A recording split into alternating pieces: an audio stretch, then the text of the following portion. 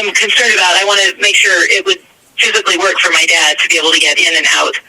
So tell me what the concern is with your dad. What's going on with him about mobility or whatever? He doesn't have a lot of strength. His legs are very weak, so he uses a walker mostly, very slow.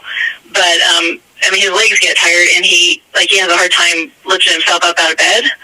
And so I could see that lifting oneself out of the tub could be difficult, even if it's only a sort of sideways maneuver. And he has trouble with steps. And so depending on how much the step into a bathtub is, that could be a problem too. Yep, I get it. Okay.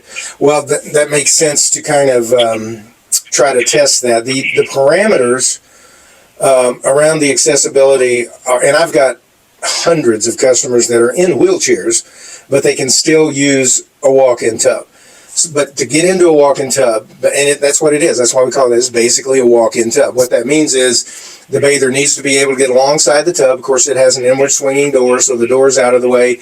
They need to be able to shift their weight from one foot to the other and basically take one step. So if he can lift his feet the height of a stair-step, which is 7 inches, and shift his weight from one foot to the other, he should be able to use a walk-in tub. Now, sometimes that means with assistance, meaning we've got grab bars and support. Like he's using a walker now to give him stability and support as he moves around, and we'd want to do the same thing in the environment around the tub so that he could brace himself or whatever. And maybe, some people require a caregiver, somebody to kind of help them through that process. But as long as they can make that step, and he would certainly be able to figure that out if he came to take a look at my tub, and seat himself, then he's going to be fine. There are integrated grab bars within the tub, and we can put support anywhere around the environment of the tub where they may need it to help him. But again, if you're concerned about that, then it's definitely worth trying to check it out, I think. The other consideration is I have another line of shells, I call them the Heron line, that are wheelchair accessible tubs. These are shells that have an outward swinging door. They are specifically intended for people with more severe mobility restrictions. Probably sounds like, at least at this point, more severe than your dad. But if somebody's in a wheelchair, if you sort of visualize the way somebody gets into a car, the door swings out, the seat's exposed.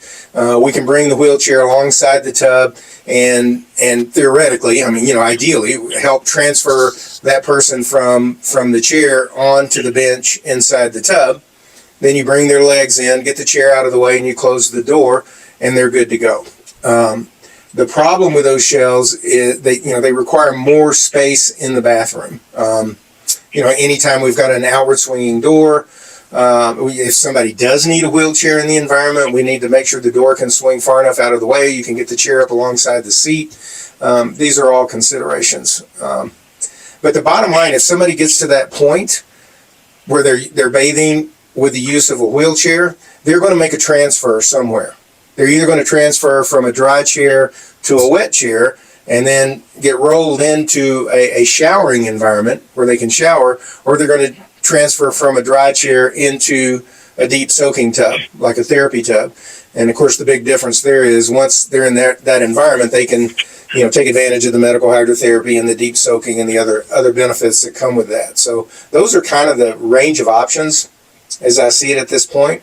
And it's really a function of your father and what he's going to need to be able to use this technology, if that makes sense.